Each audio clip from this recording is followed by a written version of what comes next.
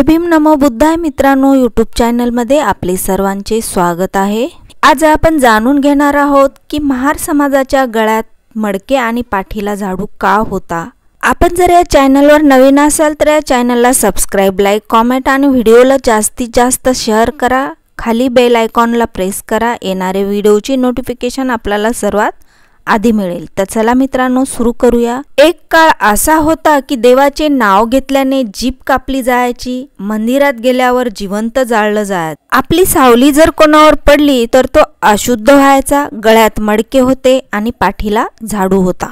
अशा पद्धतीचं जीवन महार समाजातील लोक का जगत होते, या पाठीमागील कारण काय आहेत हे शोधून काढण्याचा आपण प्रयत्न करूया। महाराच्या गळ्यात थुंकण्यासाठी मडकं आणि कमरेला झाडू कसा आला, असे का घडले, खरंच महार समाज इतका घाणेरडा होता का? महार समाजाचा इतिहास हा शौर्याचा इतिहास आहे। त्यांचे इतके साफस्वच्छ प्रगत कुणीच नव्हते, मग गळ्यात मडके आणि कमरेला झाडू अचानक कसा आला? एकदा रघुनाथ पेशव्यांची पत्नी आनंदाबाई पेशवे आपल्या दासीसोबत फिरायला निघाली। अचानक आनंदाबाईला मातीवर एका पुरुषाच्या पाऊलखुणा दिसल्या। त्या पाऊलखुणा सर्वसामान्य माणसापेक्षा मोठ्या आणि आकर्षक होत्या। ती त्या पाऊलखुणावर भाळली। तिने त्या पाऊलखुणा कुणाच्या आहेत याचा शोध घ्यायला लावले। शोधातून समोर आले की त्या पाऊलखुणा चंद्रा नावाच्या महार लोहाराच्या होत्या। त्यावेळेस महार समाज राजाचे शस्त्र बनवायचे आणि युद्धात लढाई करण्यास शौर्यवान होते। आनंदाबाई चंद्राला पाहायला गेली तेव्हा तो तलवार बनविण्याचे काम करत होता, त्यामुळे साहजिकच तो दिसायला धट्टाखट्टा आणि खूपच सुंदर होता। ती चंद्रावर भाळली। त्यातल्या त्यात महार समाजाचे लोक कस्तुरीयुक्त पान खात होते, ज्यातून सभोवतालचा सुगंध दरवळायचा। आनंदाबाईने चंद्राला राजवाड्यावर बोलविले।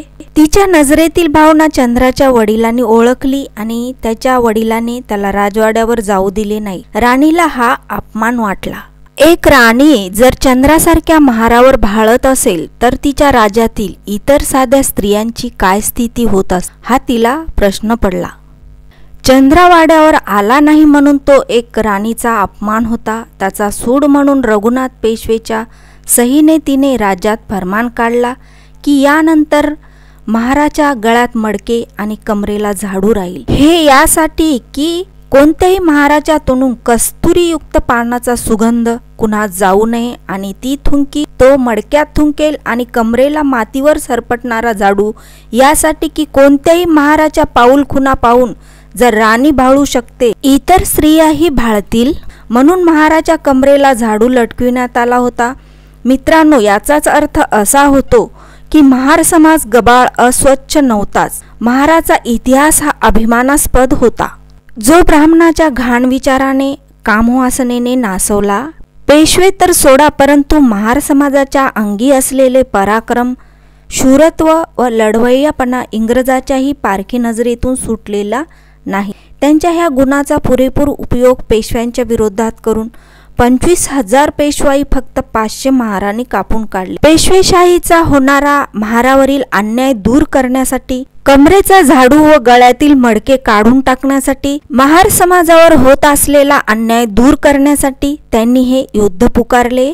25,000 पेशवाईला 500 महारांनी कापून काढले। 25,000 पेशवाई फक्त 500 महारांनी कापून काढली। एक महार 56 जणांना पुरून उरत होता। पेशवे भांबावल्यासारखे न लढता सैरावर नुकतेच पळत सुटले। पेशवाई हारली, पूर्णपणे नेस्ता नाबूद करून टाकली आणि तेव्हापासून एक म्हण पडली, ती अशी की तुझ्यासारखे असे 56 पाहिले। ह्या म्हणीचा खरा इतिहास हा आहे। तेव्हापासून महार समाजाच्या गळ्यातील मडके आणि कमरेचा झाडू यापासून मुक्त झाले। इंग्रज मात्र खूपच खुश झाले आणि या खुशीच्या बदल्यात महारांना इंग्रजांनी जामीन बहाल केला आणि त्यांची आठवण म्हणून विजयस्तंभ बांधण्यात आला। त्या विजयस्तंभावर 500 महाराची नावे कोरण्यात आली। तोच 1818 सालचा भीमा कोरेगाव।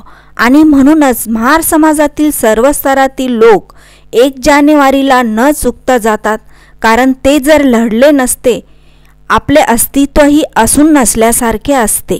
आणि म्हणूनच या पराक्रमी शूरवीरांना वंदन करण्यासाठी महार समाजातील सर्व स्तरातील लोक भीमा कोरेगाव या ठिकाणी जात असतात। आपल्याला जर डॉक्टर बाबासाहेब आंबेडकर यांचे प्रेरणादायी विचार ऐकण्याची इच्छा असेल तर या चॅनलला सबस्क्राइब, लाईक, कॉमेंट आणि व्हिडिओला जास्तीत जास्त शेअर करा। खाली बेल आयकॉनला प्रेस करा, कारण की येणारी व्हिडिओची नोटिफिकेशन आपल्याला सर्वात आधी मिळेल। माझ्या सर्व व्ह्यूअरचे मी खूप खूप आभारी आहे। थँक्यू, धन्यवाद।